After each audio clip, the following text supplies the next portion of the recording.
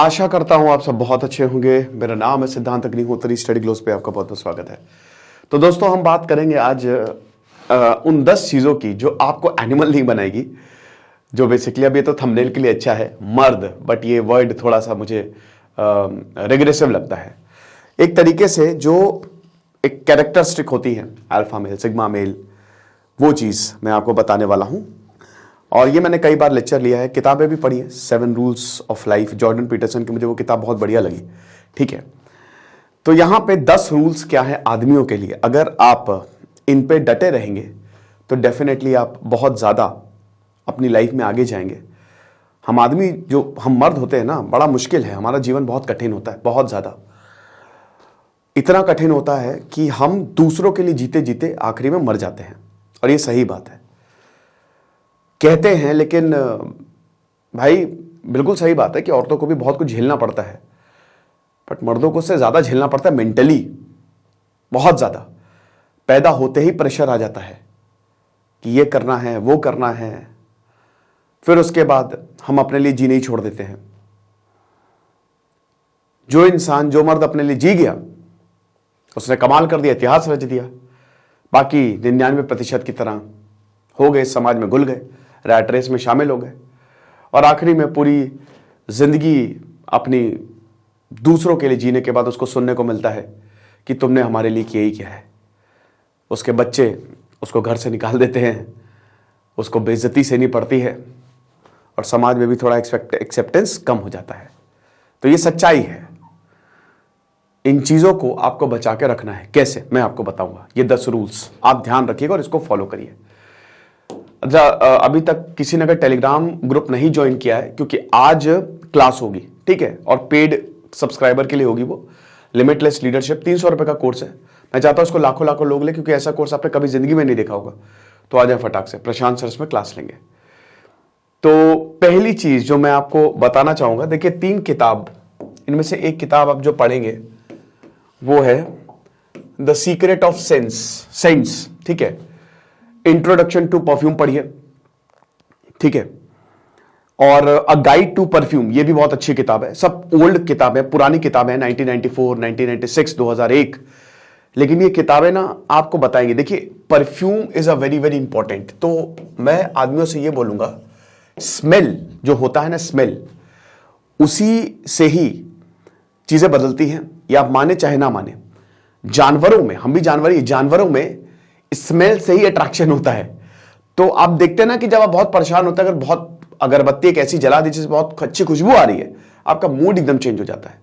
और उसको आप 100 टाइम्स एनहांस कर देना, तो बड़े बड़े युद्ध, अगर मान लीजिए कोई बहुत बड़ा डिक्टेटर है, एग्जाम्पल के तौर पर हिटलर आता, और उसको सही परफ्यूम उसी के हिसाब से अगर रख दिया जाता वहां पे, और अगर उससे कुछ भी साइन करवा लिया जाता ना, या जेल में भी भिजवा दिया जाता, वो चला जाता। परफ्यूम में इतनी ताकत होती है, महक में इतनी ताकत होती है। फेरोमोन्स का भी कंसेप्ट समझिएगा। यहां क्यों लगाते हैं हम परफ्यूम? तो बात पल्स पे लगाया जाता है बेसिकली। तो अगर आपने सही परफ्यूम का चुनाव कर लिया, हर ओकेजन के लिए अलग होता है, ठीक है, तो अगर आपने सही परफ्यूम का चुनाव कर लिया, सही खुशबू का चुनाव कर लिया ना, तो आपकी निकल पड़ेगी। मानिए मेरी बात, चार्ल्स शोबराज, आपको बता दूं, वो अलग अलग तरीके के परफ्यूम लगाता था, ठीक है। तो इससे क्या है कि वो अब लेडी किलर था, बिकिनी किलर था, लड़कियां बहुत जल्दी इंप्रेस हो जाती थी, और दूसरों को भी, वो लड़कियां छोड़ी, लड़के इंप्रेस हो जाते थे। तिहाड़ में उसकी तूती बोलती थी, है ना। और उसका एक बहुत बड़ा रीजन था, जो वो अलग अलग तरीके के परफ्यूम लगाता था। उसकी नॉलेज आपको होनी चाहिए, ठीक है। तो एक अच्छा परफ्यूम, एक अच्छा कोलोन जो होना है, वो आपको स्टैंड आउट करवाएगा। आपके कहते हैं ना कि जब बहुत अच्छी महक आती है, वहीं जाना पसंद करते हो, तो ऐसे ही हर कोई आपके पास आना पसंद करेगा, और आप उनसे कुछ भी। एक मूवी आई थी परफ्यूम, उस मूवी के लास्ट में क्या होता है, जैसे इंसान भी महक छोड़ते हैं, आपको पता है। और इंसान की जो महक होती है ना, जो हार्मोन होता है, वो मतलब आप ये समझिए कि वो सबसे पावरफुल होता है। तो आदमी जो है वो खोजता रहता है कि मुझे एक ऐसा परफ्यूम बनाना है जो सबसे खतरनाक हो, तो बहुत लोगों को मारता। बहुत जबरदस्त मूवी थी परफ्यूम। अब लास्ट में क्या होता है, उस आदमी को मर्डर के लिए फांसी दी जाती है, फांसी देनी चाहिए, फांसी दी, लेकिन वो परफ्यूम बना लेता है और वो डाल देता है अपने में। और जब वो डालता है तो पूरी दुनिया पगला जाती है, जो वहां के इर्द गिर्द लोग होते हैं। फांसी छोड़िए, मतलब आप वो मूवी देखिएगा। तो ये बहुत ज्यादा जरूरी है, ठीक है। सेकंड जो मैं आपको बताना चाहूंगा, स्टे अवे फ्रॉम लूजर्स, ये बहुत ज्यादा जरूरी है। जब मैंने 21 एंटरप्रेन्योर्स को पढ़ा तो मैंने ये पाया कि उनमें एक चीज कॉमन है कि वो सबकी जो उनकी संगति है वो अच्छे लोगों के साथ है।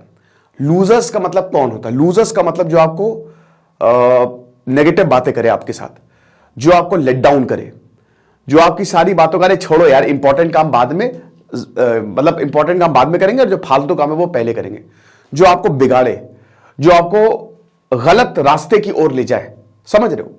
जो खुद कुछ नहीं कर रहा है, उसकी जिंदगी बर्बाद है, आपको अंदर ही अंदर लग रहा है कि यार मैं यहां पे इसके साथ कर क्या रहा हूं, समझ रहे हो?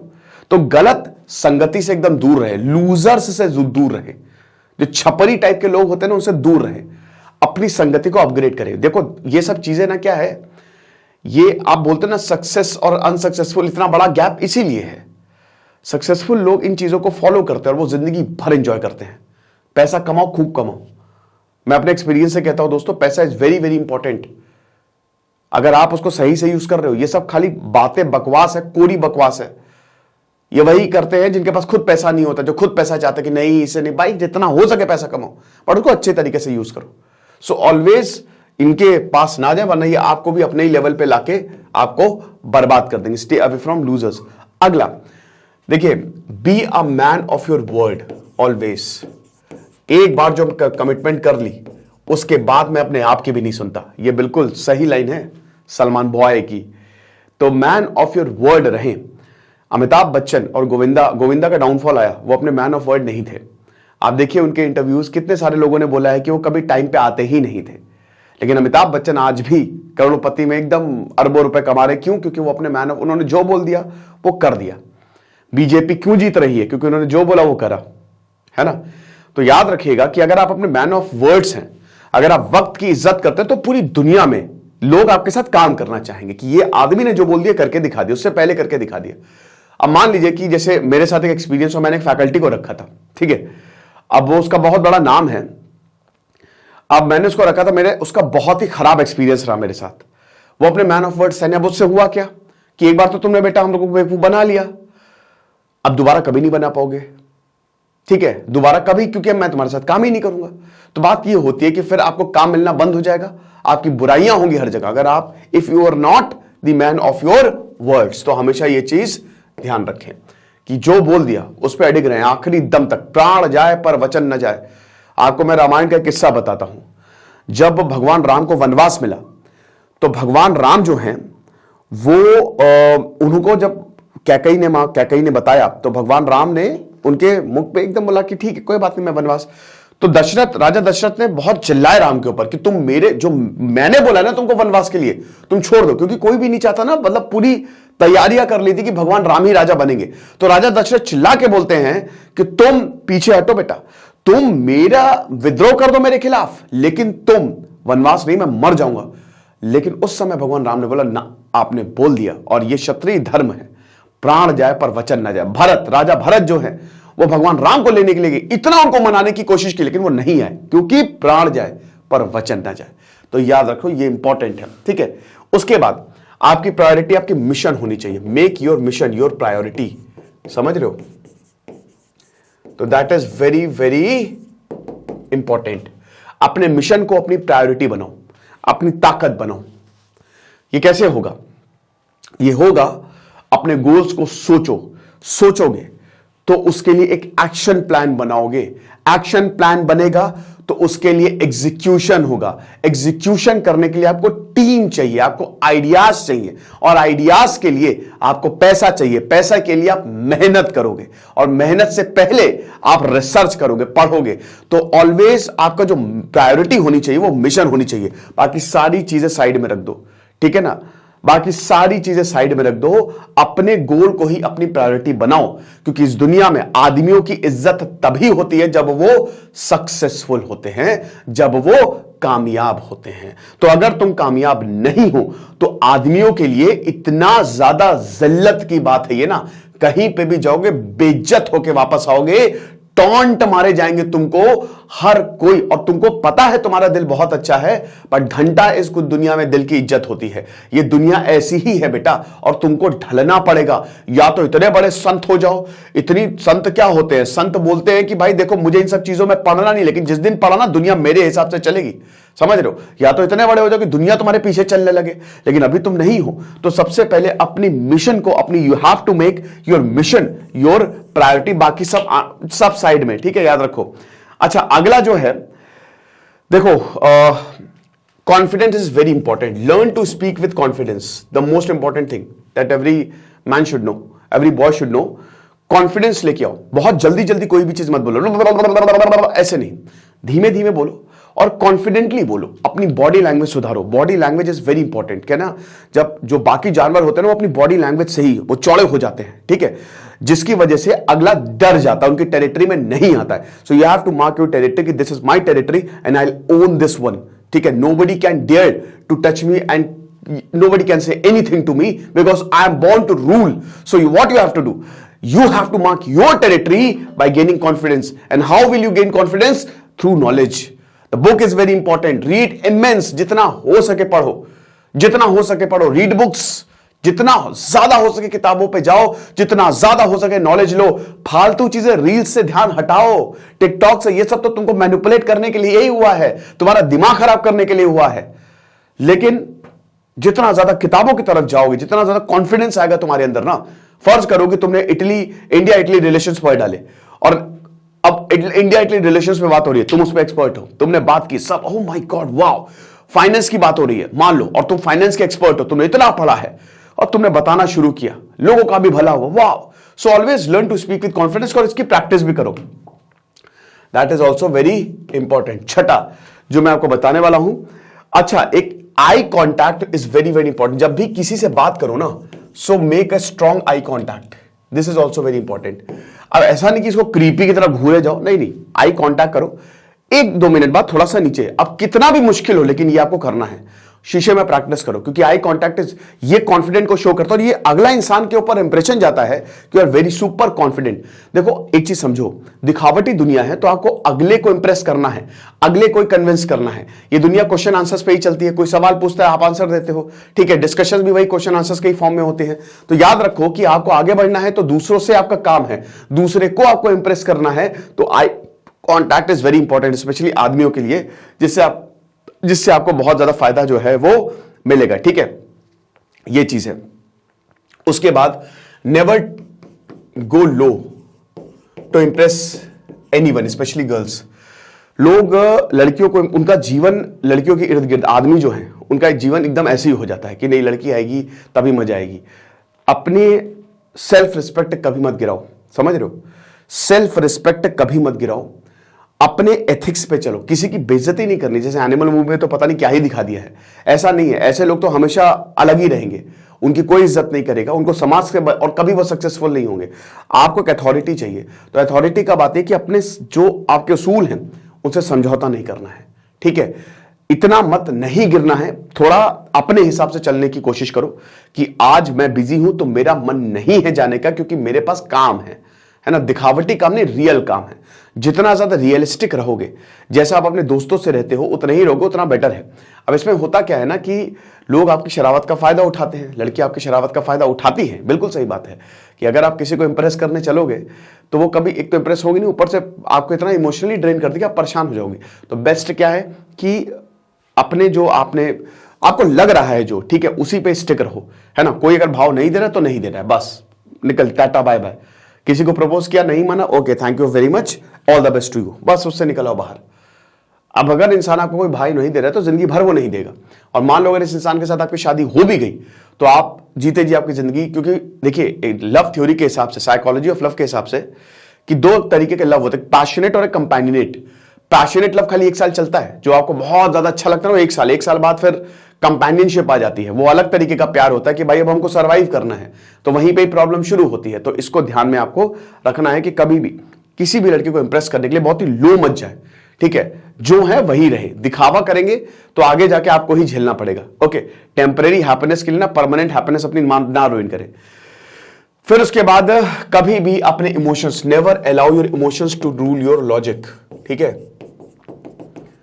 Never allow your emotions to rule your logic. मैं एक और रामायण का प्रसंग देना चाहूंगा कि मां सीता ने वार्न किया था भगवान राम को कि आप देखिए, हम क्योंकि जब पंचवटी गए यहां से चित्रकूट से जब पंचवटी की तरफ रवाना हुए श्री राम, लक्ष्मण और मां सीता, तो वहां के जो ऋषि मुनि उन्होंने बोला कि राक्षस हमको बड़े परेशान करते हैं, तो भगवान राम आप कुछ करिए। भगवान तो उस समय किसी मतलब ये है कि एक ह्यूमन पर्सपेक्टिव की तरह भगवान राम को दिखाया है। तो एक मिनट,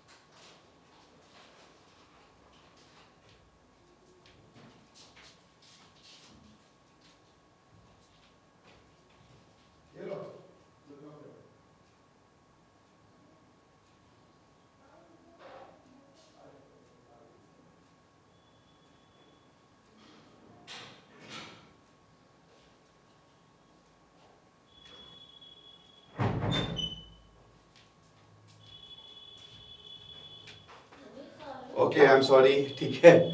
तो थोड़ा सा, हाँ, तो मैं क्या कह रहा था, हाँ तो अपने, हाँ तो यहाँ पे भगवान राम जो हैं वो अब जंगल में हैं, ठीक है।